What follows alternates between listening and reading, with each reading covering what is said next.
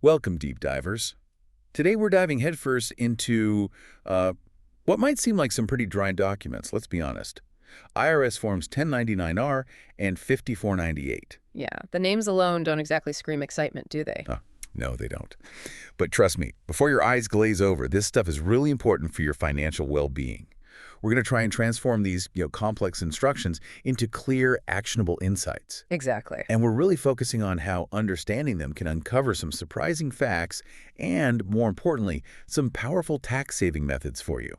Okay, let's unpack this. Absolutely. And what's really fascinating here, I think, is that getting a handle on these forms isn't just about, checking a box for the IRS or avoiding a nasty letter. Right. Compliance is just the start. It's truly about optimizing your financial future, especially how you manage your retirement savings and, critically, the distributions as tax efficiently as possible. By the end of this deep dive, you should have a much clearer picture of how these forms work and, hopefully, how they can actually work for you, finding those tax efficiencies you might have just overlooked before.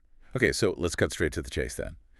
What are these forms, fundamentally, and why do you, listening right now, really need to know about them? Right? I mean, for a lot of people, they show up in the mail, maybe electronically now, and they just go straight into the tax folder for the accountant. And that's understandable. But you're missing context then. So think of them, like you said, as official report cards for your retirement money. Form 1099-R tracks money coming out. Form 5498 tracks money going in. Okay, out and in. Got it. Let's start with Form 1099-RR. The full name is a mouthful. Distributions from pensions, annuities, retirement plans, IRAs, insurance contracts, etc. Basically, you get one if you received a distribution, or even if the IRS treats you as having received one of $10 or more. $10 or more, okay. Yeah, from a whole range of sources. Your standard profit-sharing plans, pensions, your IRAs, annuities, even some insurance contracts or things like charitable gift annuities. The payer, that could be the plan administrator, the trustee, the insurance company, they're the ones sending it to you and the IRS. And it's not a W-2. That's important, right? Crucial distinction. A W-2 is for your wages, salary subject to Social Security and Medicare taxes. Form 1099-R is for retirement and investment income. Different tax rules apply. No FICA taxes on 1099-R income, usually. Okay. So 1099-R covers distributions from profit-sharing plans, IRAs, annuities, pensions, also things like survivor income benefits, disability payments under life insurance, those charitable gift annuities we mentioned. It seems pretty broad. It is, and it gets specific, too. Yeah. It includes death benefits paid outside a formal plan, certain disability payments from a retirement plan, and even those designated Roth non-elective or matching contributions, which can sometimes trip people up. Okay, so that's the money coming out. What about the money going in? Yeah. Form 5598. Right. Form 5498, IRA contribution information. This one is filed for every single person who maintained an individual retirement arrangement, an IRA, during the year. Even those deemed IRAs. What are those? Yeah, those are basically IRA-like accounts held within another qualified plan, like a 401k. So this form tracks contributions to your traditional IRAs, Roth IRAs, SEP IRAs, simple IRAs. So it's the official record of what you're put in. Exactly. Regular contributions, any rollover money you moved into the IRA from another plan, like an old 401k, and also any Roth IRA conversions you did. Plus, it shows the fair market value, the FMV, of that specific IRA account as of December 31st. Okay. And they file this even if you're already taking money out, like RMDs? Yes, absolutely. That surprises people sometimes. Even if required minimum distributions or RMDs have started, the trustee still has to file Form 5498 for that IRA. It tracks the account's existence and value, not just contributions. And you get one per IRA plan, not per investment within the plan. Correct. If you have, say, one traditional IRA holding 3 different mutual funds, you still just get one Form 5498 for that traditional IRA. Keeps it organized by account type. Gotcha. So these really are the IRS's way of seeing the whole picture for your retirement accounts. Money out on 1099-R, money in value on 55498. Precisely. And the IRS, well, they never stand still, do they? There are always tweaks and changes. What's new or particularly important for 2025 that we should be flagging for our listeners? Anything jump out? Yeah, there are a few things definitely worth highlighting for the forms covering the 2024 tax year, which you'll be dealing with in 2025. First, a potentially big one for charitable folks. There's a new code Y in box 7 on the 1099-IR. Code Y, what's that for? It specifically identifies qualified charitable distributions, or QCDs. This is significant because a QCD is a way to give to charity directly from your IRA, usually tax-free once you hit age 70 and a half. Having its own code makes reporting cleaner and flags it clearly for the IRS. Okay, that sounds like a useful clarification. QCDs are a popular strategy. They really are. Another key change, which actually kicked in January 1st, 2024, but impacts distributions reported now, is the increased automatic rollover amount. It went up from $5,000 to $7,000. Automatic rollover. Remind me what that is. That's when you leave an old job, and if your vested balance in the plan is between $1,000 and now $7,000, the plan administrator can automatically roll that money into an IRA for you if you don't give them other instructions. Ah, okay, so they don't just cut you a check you might forget about. Exactly. It's meant to preserve retirement savings. But remember, it's an automatic rollover to an IRA chosen by the plan. You always have the right to direct it somewhere else, like your new employer's plan or an IRA of your own choosing. Knowing the default is key. Good point. What else? Anything on the admin side? Yeah, the IRS rolled out the Information Reporting Intake System, or IRIS. It's basically a new online portal for electronic filing of these forms by the payers, just modernizing things. Makes sense. And for recipients, for you, they've made online fillable forms available. Copies B, C, 1, and 2 of both 1099-R and 5498 are now fillable PDFs on the IRS website. Much easier for your own records or sending to your tax preparer than trying to read those tiny boxes sometimes. Oh, that's actually really helpful. Good. And finally, just the usual reminders. The instructions always detail who has to file, when, where, electronic reporting rules, how to handle corrections, the rules for providing statements to you, TINs, backup withholding, penalties. It's always worth a quick skim of the official instructions each year, just in case something subtle changes. Good advice. Always check the source. All right, let's really peel back the layers on Form 1099-R. This is the one that often causes a bit more, maybe, anxiety, because it's money coming out. And money out usually means taxes, right? That's the common assumption, yeah. And often true, but not always, and not always straightforward. So what's the first potential pitfall or misconception when someone looks at, say, Box 1, the gross distribution? Big number there. That's exactly it. The biggest misconception is seeing that number in Box 1, gross distribution, and immediately thinking, oh, great, that's all taxable income. But it's not. Box 1 is just the total amount that came out of the account before any taxes were withheld or any other deductions. It's the starting point. Okay, so it includes everything that left the account, even if it went straight into another retirement account, like a rollover. Precisely. That's what confuses people. Direct rollovers are included in Box 1. IRA, direct payments to employer plans are in Box 1. Recharacterized IRA contributions in Box 1.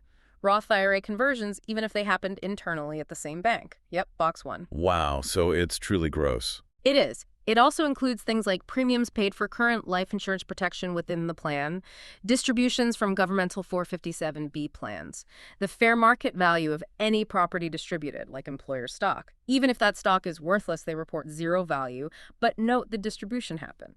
U.S. savings bonds distributed, money used for health insurance premiums from certain plans, charges for qualified long-term care insurance via Code W reportable death benefits. It all goes into Box 1. So rule number 1, don't panic based solely on Box 1. Look deeper. Exactly. Look deeper, specifically to Box 2A, taxable amount. This is where the tax impact really starts to take shape. Box 2A tells you how much of that gross amount in Box 1 the payer has determined is subject to federal income tax this year. Okay, this is the number we care more about for our tax return. Absolutely. And here's where the tax planning aspect comes in. Seeing a 0 or a blank in Box 2A, that's often very good news. It signals a potential tax saving or tax deferral event. Like what? What makes Box 2A 0? The classic example is a direct rollover. If you move money from, say, your old 401k directly to a traditional IRA, or from a designated Roth 401k directly to a Roth IRA, that amount shows up in Box 1, but Box 2A will be 0. Because the tax is deferred, right? It hasn't actually hit your wallet as taxable income. Exactly. It's a key tax deferral strategy. That money continues to grow tax advantage without any immediate tax hit. Huge benefit. Same goes for IRA recharacterizations. Changing a contribution type doesn't trigger tax, so Box 2A is 0.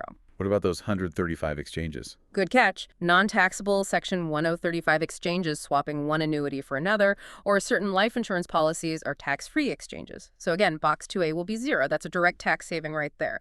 Also, those non-taxable charges for qualified long-term care insurance we mentioned, 0 in Box 2A. And sometimes it's just blank because the payer doesn't know the taxable amount. Right. If they can't reasonably figure it out, they'll leave Box 2A blank and check a box in 2B. This happens a lot with traditional IRAs. Why? Because your taxable amount depends on your total basis in all your traditional IRAs combined, something the individual payer usually doesn't know. They don't know if you made non-deductible contributions to another IRA somewhere else. Okay, so blank box 2A doesn't automatically mean zero tax, just that you have to figure it out. Correct. You'll likely need Form 8606 for that. Now, for annuities from qualified plans started after 1997, the payer usually does calculate the taxable amount using the simplified method. Basically, they spread your non-taxable contributions, your basis, over the expected number of payments. So part of each payment is tax-free return of basis. Exactly. Let's talk designated Roth accounts, like Roth 401k. Distributions are generally taxable in Box 2A if they're not qualified. A qualified distribution is tax-free. A non-qualified one means the earnings portion is taxable. Okay, example time. Sure. Say your Roth 401k has $10,000, $9,400 is your contribution, $600 is earnings. You take out $5,000 before age 5912, so it's non-qualified. Box 1 shows $5,000. Box 2A, the taxable part, only the earnings portion of that $5,000, prorated. So $600 earnings, $10,000 total equals 6% earnings. 6% of your $5,000 distribution is $300. That's your taxable amount in Box 2A. And the rest? The other $4,700 is your non-taxable basis coming back. That would show up in Box 5, and you'd see Code B in Box 7 for a non-qualified Roth distribution. But if I rolled that $5,000 directly to a Roth IRA? Then Box 2A would be 0. See the difference? Direct rollover preserves the tax status. Got it. What if I have a loss? Like my contributions were more than the distribution? Then Box 2A is blank. They don't report negative taxable amounts. For Roth IRA distributions, Box 2A is usually blank unless it's something unusual like revoking the IRA or a recharacterization causing tax. For a Roth IRA conversion, the entire amount you converted from traditional to Roth goes in Box 2A, and Box 2B, taxable amount not determined, gets checked. The conversion is taxable income. Even if it's the same bank? Even if it's the same trustee. And for regular traditional IRA distributions, usually the whole amount from Box 1 is repeated in Box 2A, and Box 2B, taxable amount not determined, is checked, again, because the payer doesn't know your overall basis. Okay, so Box 2A is where the tax rubber meets the road, but you often need more info. What about Box 2B then? Box 2B does two things. If taxable amount not determined is checked, it means, like we said, the payer couldn't figure out the taxable part, common for traditional IRAs. It's your job, likely using Form 8606. And the other checkbox? Total distribution. That's checked only if the payment in Box 1 cleaned out the entire account balance in that one tax year. If you're getting installments, it only gets checked on the very last payment. Okay. What about Box 3, capital gain? Sounds important. Less so nowadays. It's really only relevant for people who participated in qualified plans before 1974 and were born before January 2, 1936, or their beneficiaries, taking a lump sum distribution. It allows a small portion related to pre-1974 participation to potentially get capital gain treatment under old rules. Very niche. Not for IRAs or rollovers. All right, niche case. Now, Box 4, federal income tax withheld. This seems straightforward, but you mentioned a huge planning point here. Yes, Box 4 just shows tax withheld. But the planning point is the 20% mandatory withholding rule for eligible rollover distributions from employer plans, like 401ks, 403bs. This is critical for cash flow. Okay, lay it out. If you do a direct rollover, money goes straight from Plan A to Plan B, like an IRA. Without you touching it, 0 federal income tax is withheld. All your money keeps working for you. That's the goal. But if you do an indirect rollover, the plan cuts you a check, and you intend to deposit it into an IRA within 60 days, the plan administrator must withhold 20% of the taxable amount for federal income tax, period. You can't say no. Whoa, 20% right off the top. Right off the top. So if you're rolling over $100,000, you only get a check for $80,000. The other $20,000 goes straight to the IRS. Can I still roll over the full $100,000? Yes, but you have to come up with that missing $20,000 from your own pocket within the 60 days to complete the full rollover. You'll eventually get credit for the $20K withheld when you file your taxes, but it's a big cash flow hit up front. So the lesson is, always do a direct rollover if possible. Almost always, yes. There are minor exceptions, like if the distribution is only employer stock or a loan offset, withholding might not apply. But for cash, direct rollover avoids the 20% hit. Does this 20% rule apply to IRA distributions too? No, that's key. The 20% mandatory rule is not for IRAs. IRA withholding is usually elective based on periodic or non-periodic payment rules. Typically 10% default for non-periodic, but you can often choose more, less, or none. Recharacterizations also have no withholding. But if you don't give the payer your TIM, backup withholding kicks in. Okay, good distinction. Now, box 5. Employee contributions, designated Roth contributions, or insurance premiums. This sounds like money I already paid tax on. Exactly. This box represents your basis, the part of the distribution that's generally tax-free because it came from your after-tax contributions or your designated Roth contributions.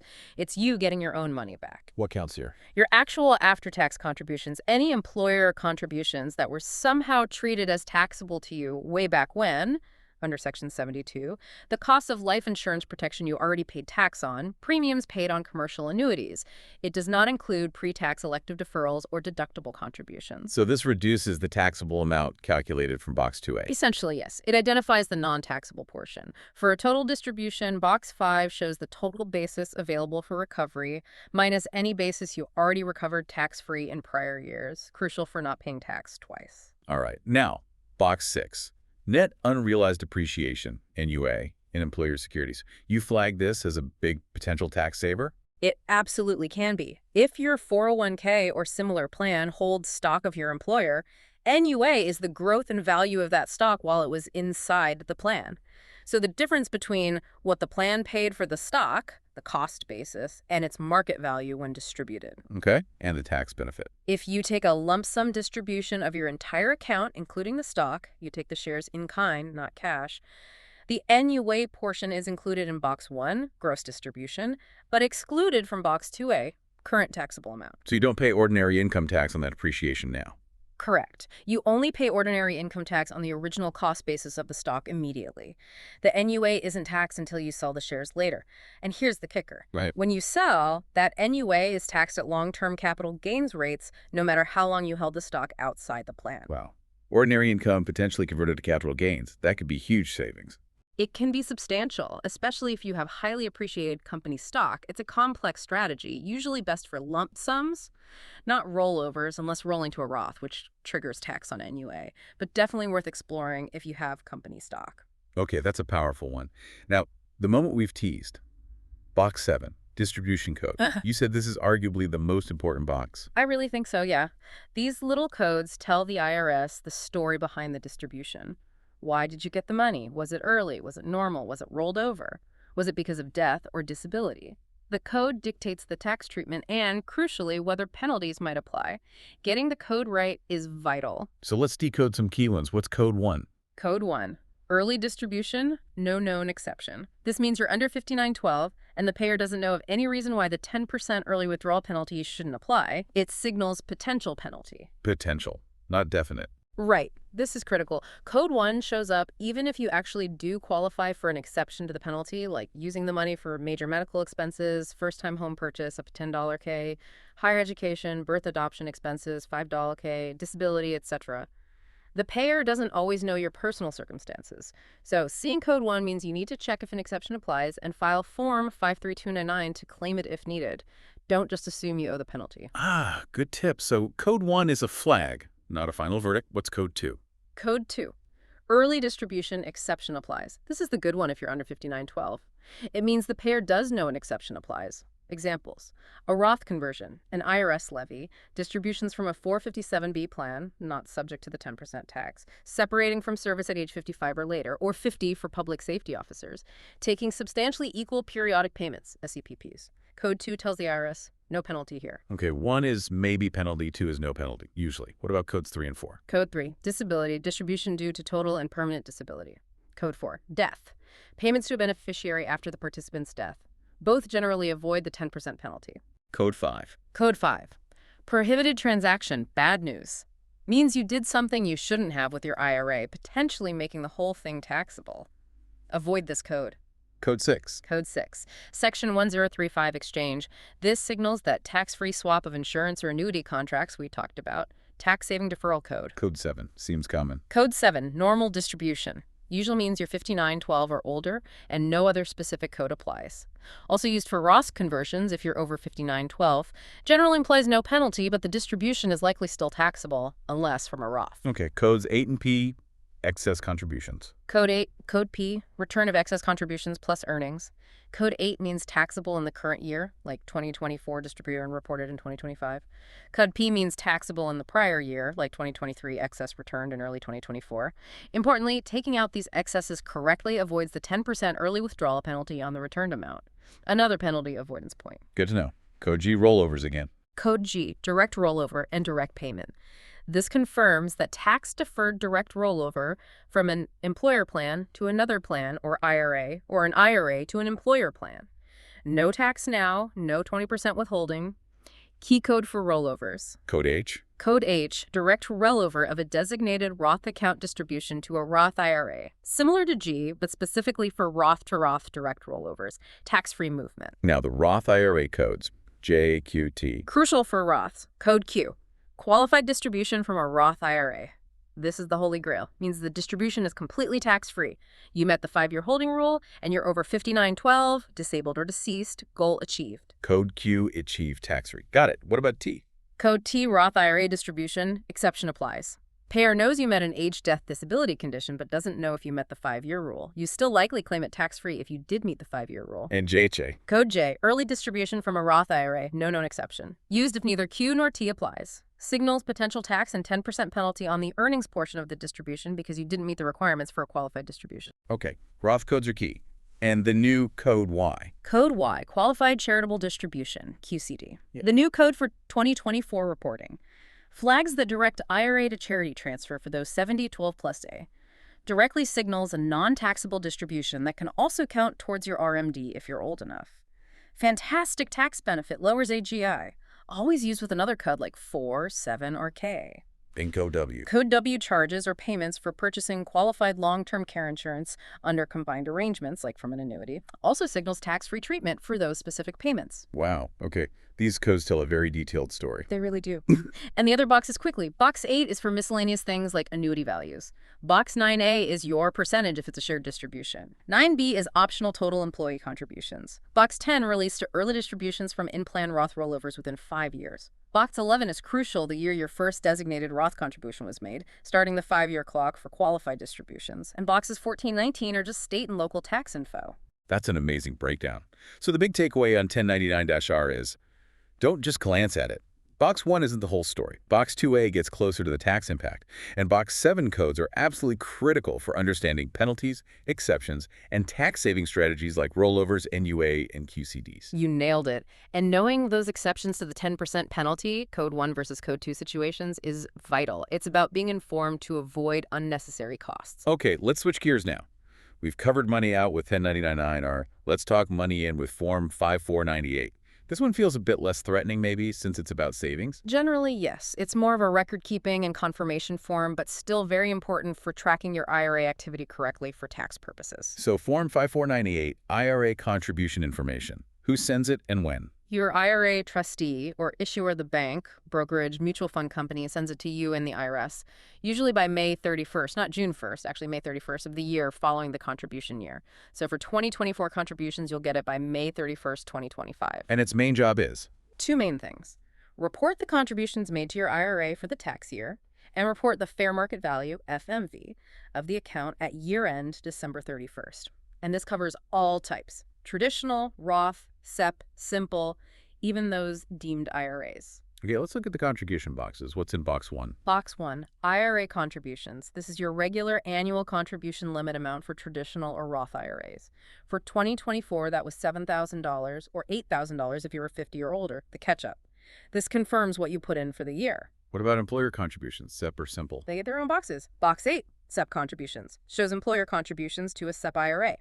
Box 9, simple contributions, shows employer contributions, salary reduction plus match and elective, to a simple IRA.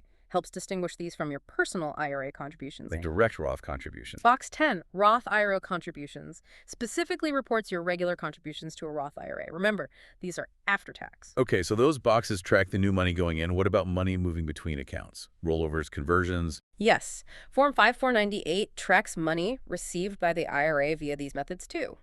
Box 2, rollover contributions. This shows money rolled into this IRA from another eligible retirement plan, like a 401k, 403b, or another IRA sometimes. This confirms that tax-deferred movement happened correctly. So code G on the 1099-R from the sending plan corresponds to box 2 on the 5498 for the receiving IRA.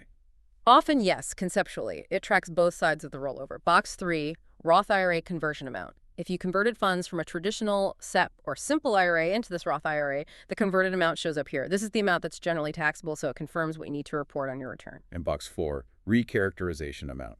This shows contributions received by this IRA because you recharacterized them from another type of IRA. Say you initially contributed to a Roth, then realized you should have done traditional, and you recharacterized it the traditional IRA's 5498, which show that amount received in box 4. Now, you mentioned a point of confusion earlier about transfers. Right. Trustee-to-trustee transfers between IRAs of the same type, like moving your traditional IRA from Bank A directly to Brokerage B, are generally not reported on Form 5498. Why not? Because technically, no distribution occurred and no new contribution was made. It's just changing custodians for the same type of account. So don't panic if you move your IRA, and don't see it reflected as a rollover on Form 5498. It's usually correct that it's not there. There are exceptions for things like moving out of a simple IRA early. Good clarification. And the rule about recharacterizing conversions. oh, yes. Critical reminder. Since the Tax Cuts and Jobs Act of 2017, you cannot recharacterize a Roth conversion. If you convert traditional IRA funds to a Roth IRA after December 31st, 2017, that decision is permanent. You can't undo it later if the market drops or you change your mind about the tax hit. Wow. Okay, so conversions need careful consideration up front. Definitely. Now, box 5. Fair market value of account. Pretty straightforward. It's just the value of that specific IRA account on December 31st. Good for tracking your progress. Okay. And the last key box, box 11. Check if RMD for 2026. This seems like a forward-looking flag from the IRA custodian. What's it telling us? It's telling both you and the IRS that based on your age and the account type, this applies mainly to traditional SEP and simple IRAs, not usually Roths, you are expected to have a required minimum distribution, an RMD, due for the upcoming calendar year. In this case, for the 2024 Form 5498 received in 2025, it flags a potential RMD for 2026. RMDs. Those are the mandatory withdrawals once you reach a certain age, right? Exactly. The government wants to eventually get tax revenue from that tax-deferred growth. The current trigger age is generally 73 for those reaching that age after December 31, 2022. It phases up later. You have to start taking money out. And if you don't? Big penalties. Historically, 50% of the shortfall, now reduced to 25% or even 10% if corrected quickly under Secure Act 2.0. Still, a huge penalty you absolutely want to avoid. So box 11 is a heads up from the custodian. Yes. They check the box on the form sent to the IRS, and they are required to notify you separately, usually by January 31st of the year the RMD is due, either stating the RMD amount or offering to calculate it for you. But ultimately, taking the correct RMD amount by the deadline, April 1st of the year after turning 73 for the first one, December 31st thereafter, is your responsibility. Box 11 is a crucial reminder not to forget. Got it. Don't ignore box 11. Okay, we have really dug deep into the weeds of Form 1099-R and 5498, numbers, boxes, codes. So let's pull back up. What does this all mean for you, the listener? How can you take this knowledge and actually use it to be smarter about taxes, maybe save some money? Let's connect those dots. Absolutely. This is where understanding transforms into action. It's not just about compliance, it's about strategy. First, really internalize the power of those Box 7 codes on the 1099.R. They are your roadmap to tax treatment. Knowing Code G means a tax-deferred rollover. Code Q means tax-free Roth income. Code Y means tax-free charitable giving via QCD. Knowing Code 1 might mean a penalty unless you know you qualify for an exception, like medical expenses, education, etc. Understanding these lets you verify your forms are correct and ensures you claim every tax break you're entitled to. Don't just accept the form, understand the codes. Right, knowledge is power there. What else? Second, embrace the direct rollover. We hammered this, but it bears repeating. Avoiding that mandatory 20% federal withholding on rollovers from employer plans by choosing a direct trustee-to-trustee transfer keeps all your money invested and avoids significant cash flow disruption. Simple choice, big impact. Makes perfect sense. Keep it simple, keep it direct. Third, if you're 70, 12, or older, seriously look at qualified charitable distributions, QCDs. It's a fantastic way to support charities you care about directly from your IRA. The money goes straight to the charity, it's excluded from your gross income, lowering your AGI, and it can satisfy your RMD if you're 73 plus student unique. It's a win-win-win for tax-efficient giving in retirement. Code Y makes tracking this easier now, too. That QCD strategy seems especially powerful for people who don't itemize anymore but still give. Exactly. Fourth, don't forget Section 1035 exchanges for insurance and annuities. Need to swap an old policy for a newer. A 1035 exchange lets you do it tax-free, preserving your accumulated gains without immediate tax consequences. Great for adapting your long-term planning. Code 6 flags this. Good for flexibility. What about that NUA again? Fifth, net unrealized appreciation, NUA, on employer stock. If you have company stock in your 401k, taking it in kind as part of a lump sum distribution can convert future taxation on the growth from higher ordinary income rates to lower long-term capital gains rates. Complex, needs planning, but potentially huge savings. Box 6 gives you the NUA amount. Definitely worth investigating if you have company stock. 6, focus on avoiding early withdrawal penalties. Know the exceptions. Life happens. If you need funds before 5912 for medical bills, education, a first home, birth, adoption, etc., understanding the exceptions and how they relate to Code 1 versus Code 2 prevents a painful 10% penalty on top of regular income tax. Don't pay penalties you don't have to. Being informed protects your savings. And finally, really master your Roth strategy. Understand qualified versus non-qualified distributions. Know that 5-year rule, tracked by Box 11 on the 1099 out R for designated Roths. Aim for Code Q on your Roth IRA distributions in retirement, completely tax-free income. That requires planning contributions, conversions, if applicable, and withdrawal timing. Maximizing that tax-free potential is a cornerstone of modern retirement planning. That tax-free Roth income in retirement is certainly the dream goal for many. Yeah. Okay. As we start to wrap up this deep dive, I hope it's clear that these forms, 1099-I and 5498, they aren't just bureaucratic paperwork. They're telling your financial story, chapter by chapter, year by year. That's a great way to put it. And understanding that story, the numbers, the codes, it really empowers you to make smarter decisions about your retirement savings, about your distributions, and hopefully leads to a much more tax-efficient financial future for you. Don't just file them away. Engage with them. Yeah, absolutely. And maybe that leaves you with a question to think about. How might really digging into the details on your own, Forms 1099-R and 5498, maybe looking back a year or two, help you spot tax-saving opportunities or strategies you might have missed before? Could understanding these codes or contribution types unlock something for your financial plan going forward? That's a great thought to leave everyone with. Take a fresh look at those forms when they arrive, or even pull out last year's. See how the insights from today might apply directly to your situation. Being informed really is the first step to taking control. Thanks so much for joining us on another deep dive.